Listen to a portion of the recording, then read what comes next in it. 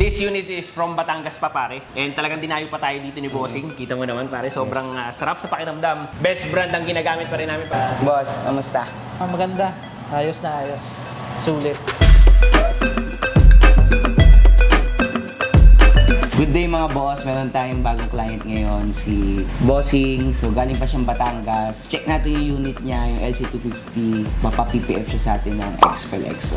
Tapos boss, syempre gusto namin ibigay yung best offer para sa client. So ginagawa namin boss, nagbibigay din kami nito, mga basic inclusions. Nagpa-kabit ka sa amin ng EXO Armor, lalagyan ka namin ng leather shield ng Gion.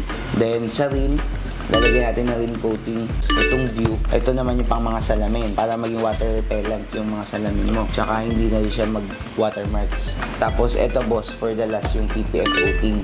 So boss, after ng explanation natin sa XPEL, done deal na ba tayo doon boss? Done deal. Thank you boss. Salamat sa tiwala.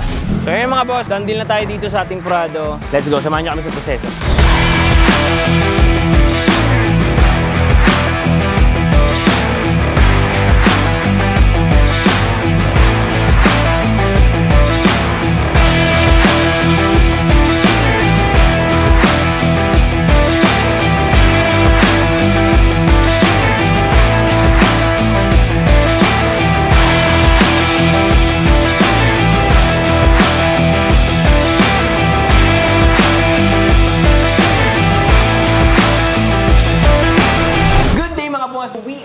To release this LC250. This is brand new. Sobrang ganda ng pagkakagawa namin dito.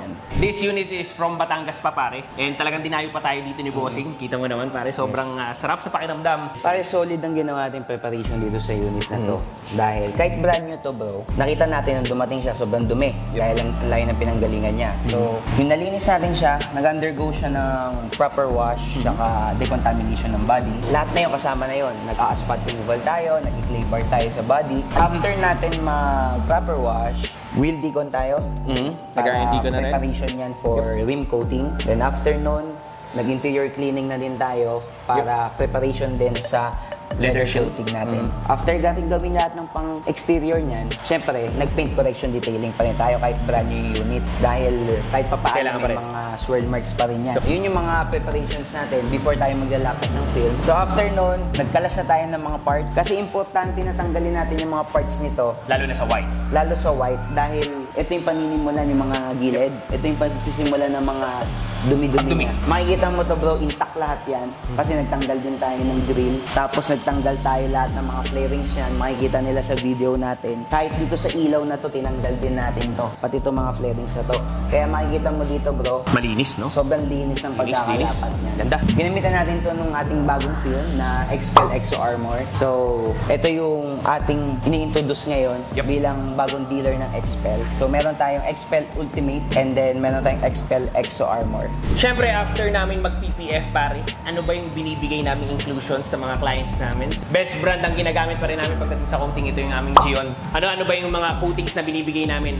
Free para sa nagpapa-PPF sa amin. Meron tayong Repel. This is a window coating. Meron din tayong rims coating. Meron din tayong leather shield. And of course, yung last natin na nilalagay, after our PPF, naglalagay tayo ng ating PPF coating. Ng Gion. Ano ba yung ginawa sa salamin pare? Di ba nag-cleanse yan bago tayo maglagay ng ating Repel?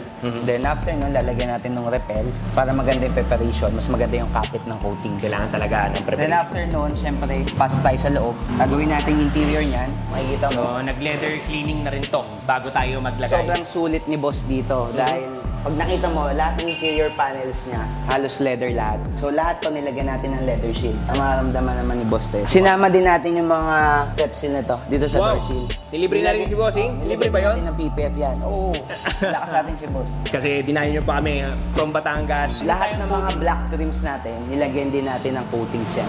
Even the stud boards. Para hindi siya mamuti. Tsaka dumulas lang yung tubig. Makikita nila, black na black lahat. Ito, grabe rin to. At least kahit pa paano yung pamumuti ng mga black na ganito, naglagay rin kami ng coating dito. And we are so happy. Siyempre, hawak namin yung pinakamagandang brand dito sa Pilipinas. And tantayin natin yung magiging reaction ni Boss dito sa unit niya. Pag nakita niyo. Yep.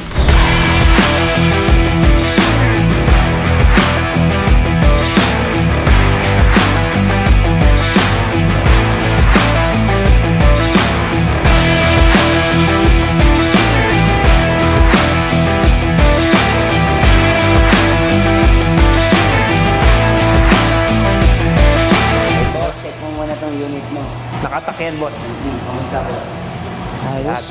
Ito boss, tinanggal namin yan. Makita mo naman dun sa video natin, no? Yung lahat ng parts, lahat ng mga black trims mo, boss, naglagay kami. Hawakan mo, boss. Adulas yan. So ito, nabuting pa yung pagkaitim niya, boss. Di ba medyo, kahit brand new, boss, nakita mo, medyo namumuti na siya, no? Nakaputing na rin yan, boss. Mas bago pa sa brand new. Sa tire black pala, boss, yung one issue mo, boss, di ba? Nagmancha dito yung mga tire black. So, mas maganda, boss, iwasan mo gumamit nung mga tire black na ano. Ito, boss, maganda yung ginagamit namin.